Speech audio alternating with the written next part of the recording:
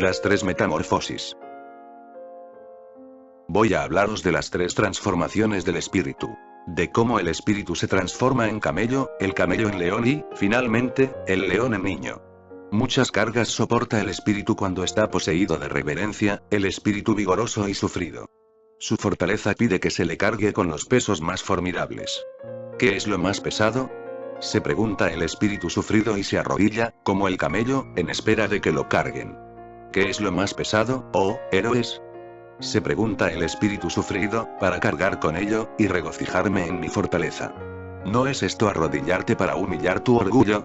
¿O es esto separarse de nuestra causa cuando todos celebran su victoria? ¿O escalar las elevadas montañas para tentar al tentador? ¿O es esto amar a quienes nos desprecian y tender la mano al fantasma que desea asustamos? Todas esas pesadísimas cargas toma sobre sí el espíritu sufrido. A semejanza del camello que camina cargado por el desierto, así marcha él hacia su desierto. Pero en lo más solitario de ese desierto ocurre la segunda metamorfosis. El espíritu aquí se transforma en un león. Desea capturar la libertad y ser amo en su propio desierto, busca aquí a su Señor Supremo. Será un enemigo para él y para su Dios Supremo, peleará por la victoria con el gran dragón. ¿Qué es el gran dragón, que el espíritu no desea más llamar Señor y Dios? El gran dragón es llamado tú debes, pero el espíritu del león dice, yo quiero. El tú debes se halla apostado en su camino, como animal escamoso de áureo fulgor. Y en cada una de sus escamas brilla en doradas letras. Tú debes valores milenarios brillan en esas escamas, y el más poderoso de todos los dragones habla así. En mí brilla todo el valor de las cosas. Todos los valores han sido creados, y todos los valores creados están en mí, en verdad no debe existir el yo quiero. Así habló el dragón. Hermanos míos, ¿por qué necesita del león el espíritu? ¿Por qué no basta la bestia de carga que renuncia y es reverente? Crear valores nuevos. Aún el león es incapaz de eso. Pero crear la libertad misma para una nueva creación. Eso es lo que puede hacer el león.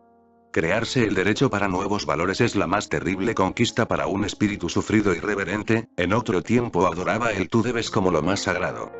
Ahora tiene que hallar la ilusión y la arbitrariedad en lo más sagrado. Para esto se necesita ser león. Pero decidme, hermanos míos, ¿qué puede hacer el niño que no pueda hacer el león? ¿Por qué se ha de convertir el león carnicero en niño?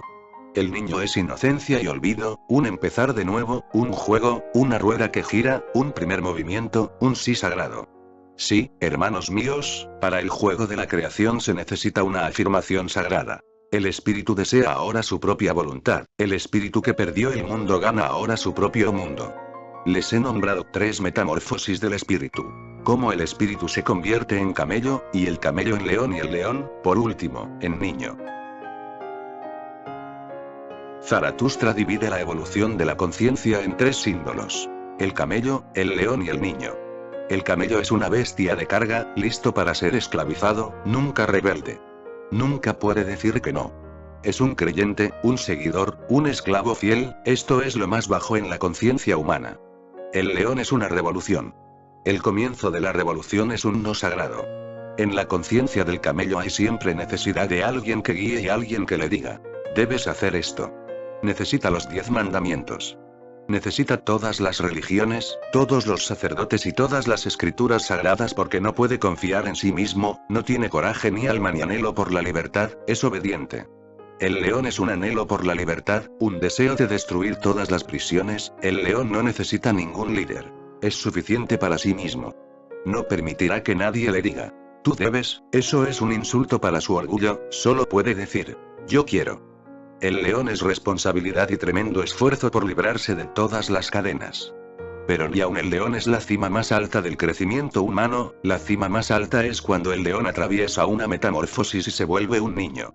El niño es inocencia, no es obediencia, no es desobediencia, no es creencia, no es incredulidad, es pura confianza, es un sí sagrado a la existencia.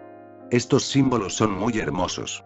Iremos a las implicaciones de estos símbolos tal como Zaratustra los describe, uno por uno. Voy a hablaros de las tres transformaciones del espíritu. De cómo el espíritu se transforma en camello, el camello en león, y finalmente el león en niño. Muchas cargas soporta el espíritu cuando está poseído de reverencia, el espíritu vigoroso y sufrido. Su fortaleza pide que se le cargue con los pesos más formidables. Zaratustra no está a favor del débil, del así llamado humilde. No está de acuerdo con Jesús en que bienaventurados son los mansos. Bienaventurados son los pobres. Bienaventurados son los humildes porque ellos heredarán el reino de Dios. Zaratustra está a favor de un espíritu fuerte. Está contra el ego, pero no contra el orgullo. El orgullo es la dignidad del hombre. El ego es una entidad falsa y uno nunca debería pensar en ellos como sinónimos. El ego es algo que te priva de tu dignidad, te priva de tu orgullo, porque el ego tiene que depender de otros, de la opinión de otros, de lo que la gente dice. El ego es muy frágil, la opinión de la gente puede cambiar y el ego desaparecerá en el aire. Recuerdo a un gran pensador, Voltaire. En los tiempos de Voltaire, en Francia, era una costumbre, una tradición muy antigua, que si podías conseguir algo de un genio, aunque fuera un pedacito de ropa, te ayudaría a encontrar tus propios talentos o a volverte tú mismo un genio. Voltaire era tan honrado y respetado como un gran pensador y filósofo que necesitaba protección policial hasta para su caminata matinal. Si iba a la estación de trenes, era necesaria la protección policial porque la gente se amontonaba a su alrededor y comenzaba a arrancarle las ropas. Hubo veces en que llegó a su hogar casi desnudo, con rasguños en su cuerpo, ensangrentado, y estaba muy molesto por la fama y el gran nombre. Escribió en su diario: solía pensar que ser famoso es algo grande, ahora sé que es una maldición. De algún modo deseo ser nuevamente como un anónimo. Que nadie me reconozca, que pueda pasar sin que nadie se fije en mí. Estoy cansado de ser famoso, de ser una celebridad. Me he vuelto un prisionero en mi casa. No puedo ni siquiera salir a caminar cuando el cielo está tan colorido y la puesta de sol es tan hermosa. Tengo miedo de la multitud. La misma multitud que lo ha hecho un gran hombre. Después de 10 años, anota en su diario con gran depresión y tristeza. No me di cuenta de que mis plegarias serían escuchadas. Las modas cambian, las opiniones de la gente cambian, alguien es famoso hoy, mañana nadie lo recuerda, alguien no es conocido hoy y mañana, repentinamente, se eleva a las alturas de la fama. Y sucedió en el caso de Voltaire, lentamente nuevos pensadores, nuevos filósofos llegaron al horizonte. Rousseau en particular, tomó el lugar que Voltaire tuvo una vez. Y la gente se olvidó de Voltaire. La memoria de la gente no es muy digna de confianza. Las opiniones cambian igual que las modas. Una vez él estaba de moda, ahora algún otro se ha puesto de moda. Rousseau estaba en contra de cada una de las ideas de Voltaire. Su fama destruyó a Voltaire completamente. La plegaria de Voltaire fue escuchada. Se tornó anónimo. Ahora no era necesaria ninguna protección policial, ahora nadie se molestaba ni siquiera en saludarlo, la gente lo había olvidado completamente. Solo entonces se dio cuenta de que ser un prisionero era mejor. Ahora soy libre para ir a cualquier lado, pero esto hiere. La herida se torna más y más grande, estoy vivo y parece que la gente pensase que Voltaire está muerto.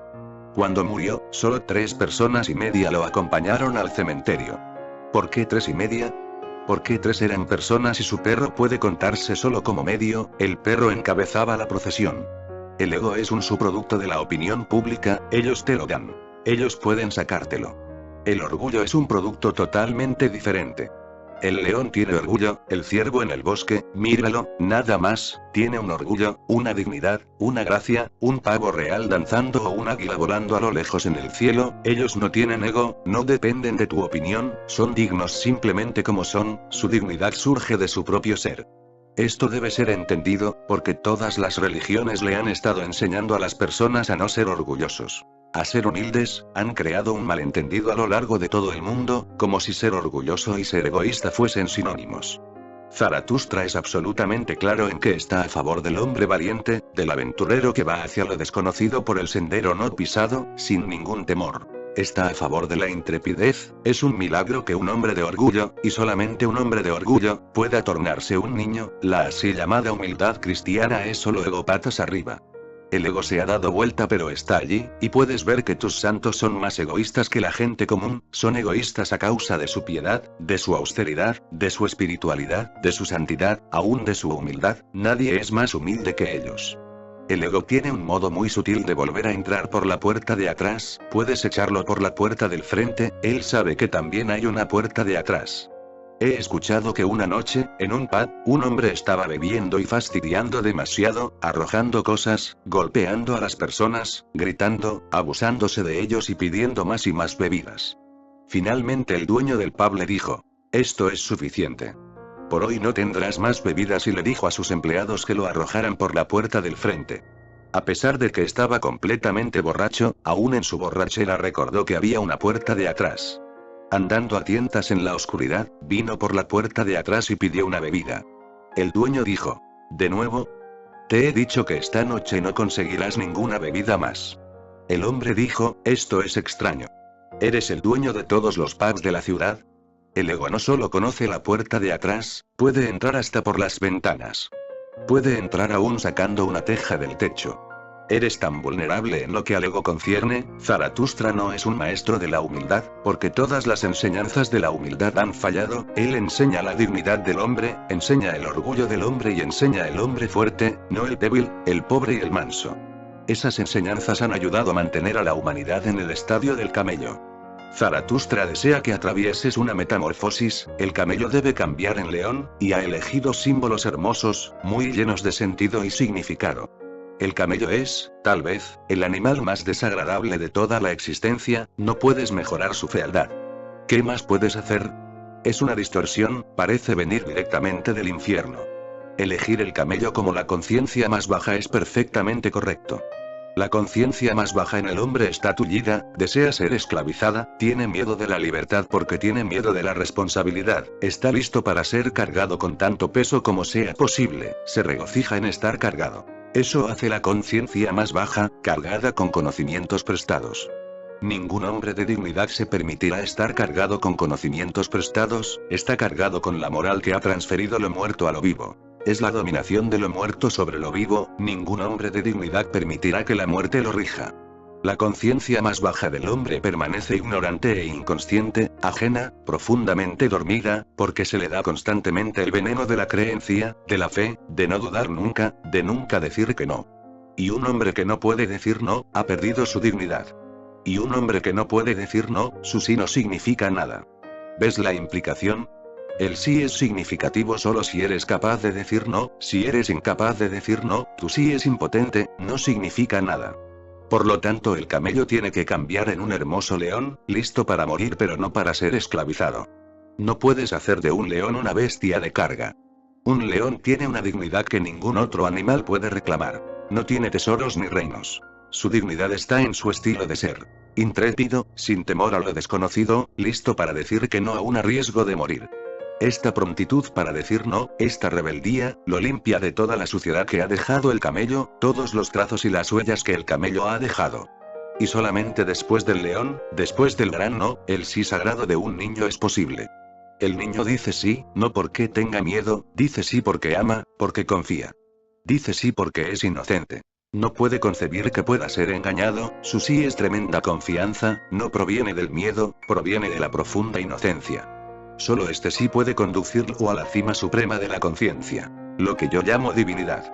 Muchas cargas soporta el espíritu cuando está poseído de reverencia, el espíritu vigoroso y sufrido. Su fortaleza pide que se le cargue con los pesos más formidables. ¿Qué es lo más pesado? Se pregunta el espíritu sufrido y se arrodilla, como el camello, en espera de que lo carguen. Para el camello, para la clase más baja de la conciencia, hay un deseo intrínseco de arrodillarse y ser cargado con tanto peso como sea posible. ¿Qué es lo más pesado, oh héroes?, se pregunta el espíritu sufrido, para cargar con ello, y que regocijarme en mi fortaleza. Pero para el hombre fuerte, para el león en ti, lo más pesado toma un significado diferente y una dimensión diferente. Para cargar con ello, y regocijarme en mi fortaleza, su única alegría es su fortaleza. La única alegría del camello es ser obediente, servir, ser un esclavo. ¿No es esto arrodillarte para humillar tu orgullo? ¿O es esto separarse de nuestra causa cuando todos celebran su victoria? ¿O escalar las elevadas montañas para tentar al tentador? ¿O es esto amar a quienes nos desprecian y tender la mano al fantasma que desea asustamos? Todas esas pesadísimas cargas toma sobre sí el espíritu sufrido. A semejanza del camello que camina cargado por el desierto, así marcha él hacia su desierto. La conciencia más baja del hombre solo conoce la vida del desierto. Donde nada crece, donde nada es verde, donde no florece una flor, donde todo es muerte, y todo lo que puedes ver es un vasto cementerio. Pero en lo más solitario de ese desierto ocurre la segunda metamorfosis. El espíritu aquí se transforma en un león.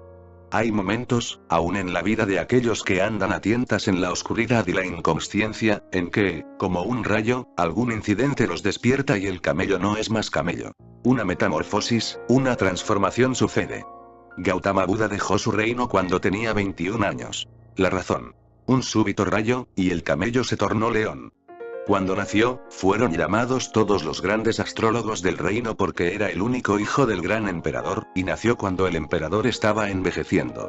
Tener un hijo era su anhelo de toda la vida. De otro modo, ¿quién lo sucedería? Toda su vida había estado peleando, invadiendo y creando un vasto imperio. ¿Para quién? Hubo gran regocijo cuando nació Gautama Buda, y él deseaba saber en detalle el futuro del niño. Todos los grandes astrólogos se reunieron en el palacio. Discutieron durante horas y el rey preguntaba una y otra vez. ¿Cuál es su conclusión? ¿Por qué les está llevando tanto tiempo? Finalmente, el más joven, porque todos los viejos estaban sintiéndose muy incómodos, no sabían qué decir, la situación era ellos estaban todos de acuerdo, pero el más joven se paró y dijo. Estas son personas mayores y no desean decir nada que pueda herirte, pero alguien tiene que romper el hielo, tienes un niño muy extraño. Su futuro no puede ser predicho definitivamente, porque tiene dos futuros. Durante horas hemos estado discutiendo cuál tiene más peso. Ambos son de igual peso. Nunca nos hemos cruzado con un niño así. El rey dijo. No se preocupen. Díganme exactamente, pero díganme la verdad, y el astrólogo dijo, con el acuerdo de todos. O tu niño se transformará en el emperador más grande que el mundo haya conocido nunca, un Chakravartin, o renunciará al reino y se tornará un mendigo. Es por eso que estábamos tardando y no encontrábamos qué palabras decirte, ambas posibilidades tienen igual peso. El rey estaba muy intrigado y preguntó. ¿Pueden ustedes aconsejarme? ¿Hay alguna manera de que no renuncie al mundo y se torne un mendigo? Sugirieron todo tipo de medidas.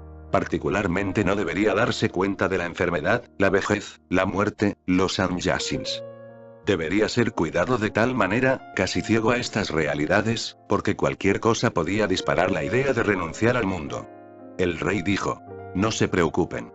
Puedo tomar todas esas precauciones.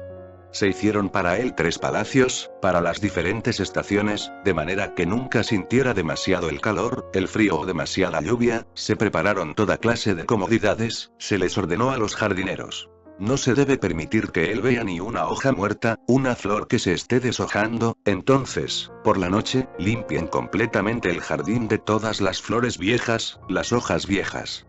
Él debe darse cuenta solo de la juventud, de las flores jóvenes. Cuando creció fue rodeado por todas las jóvenes hermosas del reino. Todo su tiempo no era más que placer, entretenimiento, música, danza, mujeres hermosas, y nunca había visto a nadie enfermo. Fue a la edad de 21 años, solía haber un festival anual, una especie de festival de la juventud. Los caminos se cerraban, la gente debía mantener a sus ancianos y ancianas tras las puertas. Pero ese año, la historia es muy hermosa hasta acá parece ser un hecho histórico, más allá de este punto entra algo de mitología, pero la mitología es más importante que los hechos históricos. La historia es que los dioses en el cielo, te habrás dado cuenta que el jainismo y el budismo no creen en un dios, creen que cada ser, finalmente será un dios.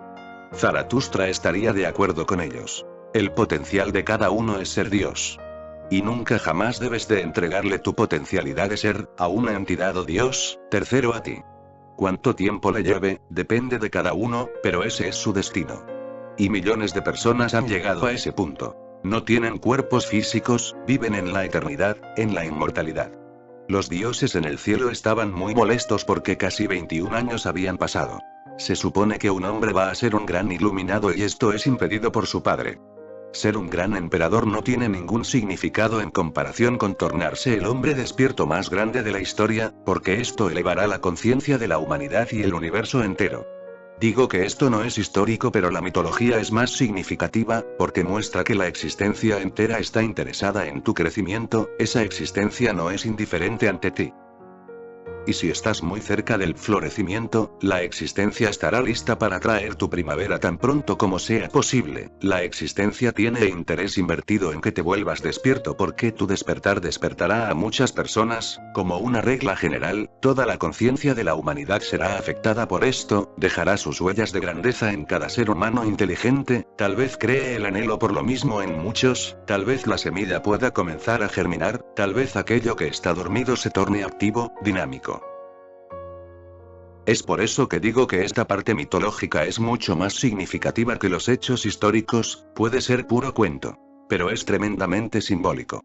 Los caminos estaban cerrados, entonces los dioses decidieron que un dios aparecería primero como un hombre enfermo, tosiendo, al lado del carruaje en el que Gautama Buda iba, para inaugurar el festival anual de la juventud.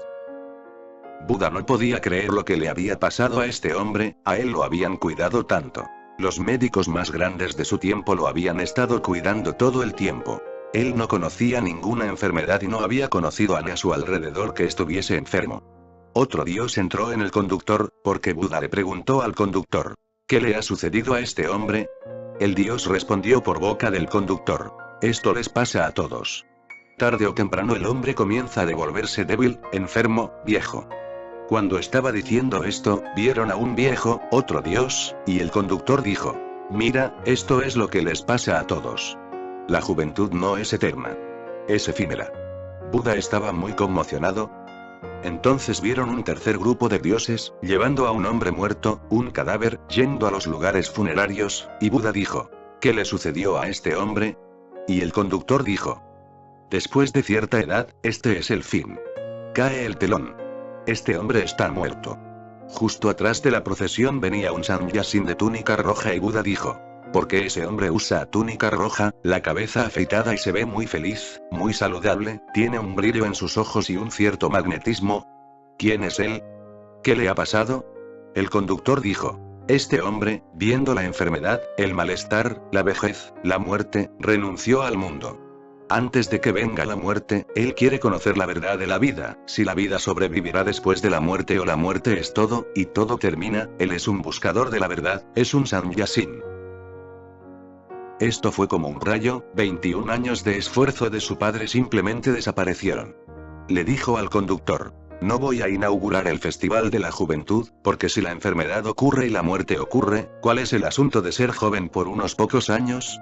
Algún otro puede hacerlo. Vuelve. Y esa misma noche, escapó del palacio en busca de la verdad. El camello se ha vuelto un león. La metamorfosis ha sucedido. Cualquier cosa puede dispararla, pero uno necesita inteligencia. Pero en el desierto más solitario ocurre la segunda metamorfosis. El espíritu se transforma en un león. Desea capturar la libertad y ser amo en su propio desierto. Busca aquí a su Señor Supremo. Será un enemigo para él y para su Dios Supremo. Ahora su búsqueda es de su divinidad suprema. Cualquier otro dios será un enemigo para él. No se inclinará ante ningún otro dios, será un dios en sí mismo. Este es el espíritu del león. Absoluta libertad significa, por cierto, libertad de Dios, libertad de los así llamados mandamientos, libertad de las escrituras, libertad de cualquier clase de moral impuesta por otros. Por cierto, surgirá una virtud, pero será algo que provenga de tu propia voz quieta y pequeña.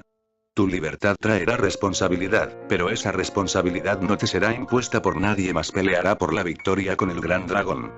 ¿Qué es el gran dragón, que el espíritu no desea más llamar Señor y Dios? El gran dragón es llamado tú debes. Pero el espíritu del león dice: yo quiero. Ahora la cuestión no es que ningún otro le ordene. Ni a un dios es alguien a quien deba obedecer. Zaratustra de algún modo tiene un gran principio. Dios ha muerto y el hombre es libre por primera vez. Con Dios allí el hombre nunca puede ser libre, puede ser políticamente libre, puede ser económicamente libre, puede ser socialmente libre, pero espiritualmente, permanecerá siendo un esclavo y permanecerá siendo como una marioneta. La misma idea de que Dios creó al hombre destruye todas las posibilidades de libertad. Si te ha creado, puede descrearte, te ha juntado, puede separarte. Si es el creador, tiene todas las posibilidades y potencialidades de ser un destructor. No puedes impedírselo. No pudiste impedirle que te crease, ¿cómo puedes impedirle que te destruya? Es a causa de esto que Gautama Buda, Mahavira y Zaratustra, tres grandes profetas del mundo, han negado la existencia de Dios. Te sorprenderá, su argumento para negar a Dios es un argumento muy extraño, pero muy significativo. Ellos dicen: mientras Dios esté allí, el hombre no tiene posibilidad de tornarse totalmente libre. La libertad del hombre, su dignidad espiritual depende de que no haya Dios. Si Dios está allí, el hombre permanecerá siendo un camello, adorando estatuas muertas, adorando a alguien que no ha conocido, alguien que nunca ha sido conocido por nadie, solo una pura hipótesis. Estás adorando a una hipótesis. Todos tus templos, iglesias y sinagogas no son más que monumentos levantados en honor a una hipótesis absolutamente no probada, sin ninguna evidencia. No existe argumento para la existencia de Dios como una persona que ha creado el mundo. Zaratustra usa un lenguaje muy fuerte, es un hombre de lenguaje fuerte, todos los hombres auténticos han sido siempre de lenguaje fuerte, él llama de Dios el gran dragón. ¿Qué es el gran dragón que el espíritu no desea más llamar Señor y Dios? El gran dragón es llamado Tú debes. Todas las escrituras religiosas están incluidas en estas dos palabras. Tú debes hacer esto y no debes hacer esto. No eres libre de elegir qué es lo correcto. Qué es lo correcto y qué es lo incorrecto, ha sido decidido para el futuro por personas que han estado muertas por miles de años. Un hombre que tiene un espíritu rebelde, y sin un espíritu rebelde, la metamorfosis no puede ocurrir, tiene que decir: no, yo quiero. Haré todo lo que mi conciencia sienta que es correcto, y no haré nada que mi conciencia sienta que está equivocado. No hay para mí otra guía que mi propio ser. Solo creeré en mis propios ojos, no creeré en los ojos de ningún otro, no soy ciego, y no soy un idiota, puedo ver, puedo pensar, puedo meditar y puedo hallar por mí mismo lo que es correcto y lo que está equivocado. Mi moral será simplemente la sombra de mi conciencia. El tú debes se halla apostado en su camino, como animal escamoso de áureo fulgor. Y en cada una de sus escamas brilla en doradas letras: tú debes. Valores milenarios brillan en esas escamas, y el más poderoso de todos los dragones habla así: en mí brilla todo el valor de las cosas. Todos los valores han sido creados y, todos los valores creados están en mí. En verdad no debe existir el yo quiero. Así habló el dragón. Todas las religiones principales, están incluidas en el dragón. Todas ellas dicen que todos los valores han sido creados, no hay necesidad de que tú decidas nada. Todo ha sido decidido para ti por personas que son más sabias que tú. No hay necesidad de yo quiero. Pero sin quiero no hay libertad. Permaneces siendo un camello. Y eso es lo que todos los intereses creados, religiosos, políticos y sociales, desean que seas. Solo camellos. Horribles, sin ninguna dignidad, sin ninguna gracia, sin ningún alma, listos nada más que para servir, deseosos de ser esclavos. La misma idea de libertad no les ha sucedido. Y estos no son principios filosóficos. Son verdades. ¿Se les ha ocurrido alguna vez a los hindúes, a los cristianos, a los budistas, a los maometanos, la idea de libertad? No. Dicen todos a una sola voz: todo ha sido ya decidido, y creado. Simplemente debemos seguir. Y aquellos que siguen son virtuosos y aquellos que no siguen caerán en los fuegos del infierno por toda la eternidad. Hermanos míos, ¿por qué necesita del león el espíritu? ¿Por qué no basta la bestia de carga que renuncia y es reverente? Zaratustra está diciendo que tus así llamados santos no son otra cosa que perfectos camellos, le han dicho sí a las tradiciones muertas, a convenciones muertas, a escrituras muertas, a dioses muertos, y dado que son camellos perfectos, los camellos imperfectos los adoran. Naturalmente. Crear valores nuevos. Aún el león es incapaz de eso. Pero crear la libertad misma para una nueva creación. Eso es lo que puede hacer el león. El león no puede crear por sí mismo valores nuevos, pero puede crear libertad, la oportunidad para que nuevos valores puedan ser creados. ¿Y cuáles son los nuevos valores? Por ejemplo, el hombre nuevo no puede creer en ninguna discriminación entre los seres humanos. Este será un valor nuevo. Todos los seres humanos son uno, a pesar de su color, a pesar de su raza, a pesar de sus geografías, a pesar de sus historias, con ser un humano, es suficiente. El nuevo valor debería ser: no debería haber naciones en absoluto, porque ellas han sido la causa de todas las guerras. No debería haber religiones organizadas porque han estado impidiendo la búsqueda individual.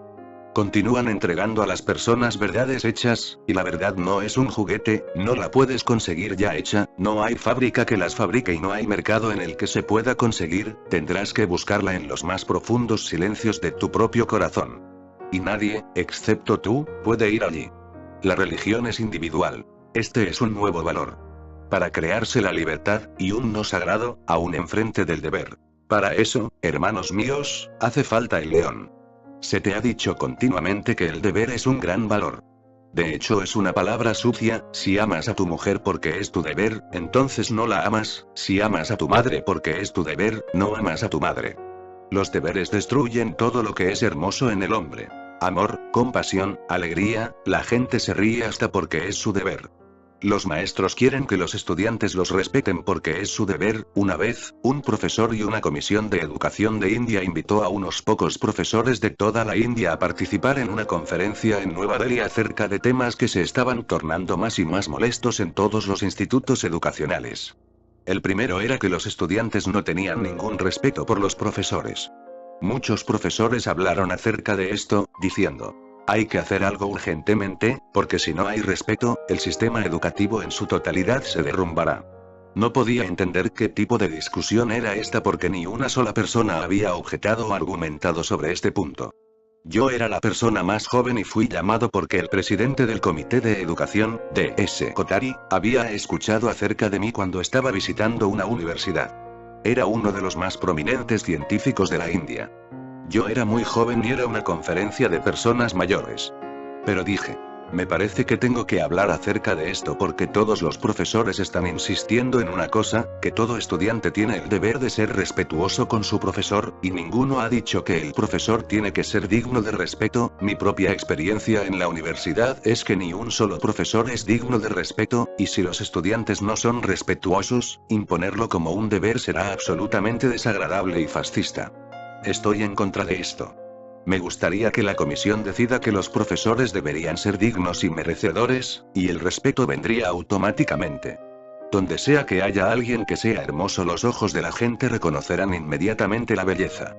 Donde sea que haya alguien que tenga algún carácter, alguna dignidad, las personas simplemente lo respetarán. No es cuestión de pedir o hacer una regla que todo estudiante debe respetar. La universidad no es parte de sus ejércitos, la universidad debe enseñar a cada estudiante a ser libre, a estar alerta, a ser consciente, y son los profesores los que deben encargarse de probar que son dignos de esto. Todos se enojaron conmigo. Kotari me dijo después de la conferencia: se enojaron mucho contigo. Le dije: son profesores mayores pero ni uno solo fue capaz de responder mi pregunta. ¿Por qué enseñan respeto? De hecho, solo la gente que no merece respeto desea ser respetado. Las personas que merecen respeto lo consiguen. Es simplemente natural. Pero hacer de esto un deber, es desagradable. Zaratustra tiene razón. Para crearse la libertad y un no sagrado aún enfrente del deber hace falta ser león. Crearse el derecho para nuevos valores es la más terrible conquista para un espíritu sufrido y reverente. En otro tiempo adoraba el tú debes como lo más sagrado. Ahora tiene que hallar la ilusión y la arbitrariedad en lo más sagrado. Para esto se necesita ser león. Pero decidme, hermanos míos, ¿qué puede hacer el niño que no pueda hacer el león? ¿Por qué se ha de convertir el león carnicero en niño? El niño es inocencia y olvido, un empezar de nuevo, un juego, una rueda que gira, un primer movimiento, un sí sagrado. Sí, hermanos míos, para el juego de la creación se necesita una afirmación sagrada. El espíritu desea ahora su propia voluntad, el espíritu que perdió el mundo gana ahora su propio mundo. Les he nombrado 3 metamorfosis del espíritu. Cómo el espíritu se convierte en camello, y el camello en león y el león, por último, en niño. El niño es el pico más alto de la evolución en lo que concierne a la conciencia. Pero el niño es solo un símbolo. No significa que los niños sean el estado más alto del ser, un niño es usado simbólicamente porque es cognoscible. Es inocente, y porque es inocente está lleno de admiración, y porque sus ojos están llenos de admiración, su alma ansia lo misterioso. Un niño es un comienzo, un juego, y la vida debería ser siempre un comienzo y siempre un juego. Siempre una risa y nunca seriedad. Un primer movimiento, un sí sagrado. Sí, un sí sagrado es necesario, pero el sí sagrado puede venir solamente después de un no sagrado. También el camello dice sí, pero es el sí de un esclavo. No puede decir no. Su sí no tiene sentido. El león dice no, pero no puede decir sí. Esto es contrario a su propia naturaleza. Le recuerda al camello. De alguna manera se ha liberado del camello y decir sí con naturalidad le recuerda otra vez el sí del camello y la esclavitud. No, el camello es incapaz de decir no. El león es capaz de decir no pero incapaz de decir sí. El niño no sabe nada del camello, no sabe nada del león. Es por eso que Zaratustra dice: un niño es inocencia y olvido, su sí es puro y tiene todo el potencial para decir no, si no lo dice es porque confía, porque no tiene miedo. No es a partir del miedo sino a partir de la confianza, cuando el sí proviene de la confianza, esta es la mayor transformación que uno puede esperar. Estos tres símbolos son hermosos de recordar. Recuerda que estás donde está el camello, recuerda que tienes que moverte hacia el león, recuerda que no tienes que detenerte en el león, tienes que moverte aún más lejos, a un nuevo comienzo, a la inocencia y al sí sagrado. Al niño. El real sabio se torna nuevamente un niño, el círculo es completo. Del niño al niño nuevamente. Pero la diferencia es grande. El niño, como tal, es ignorante.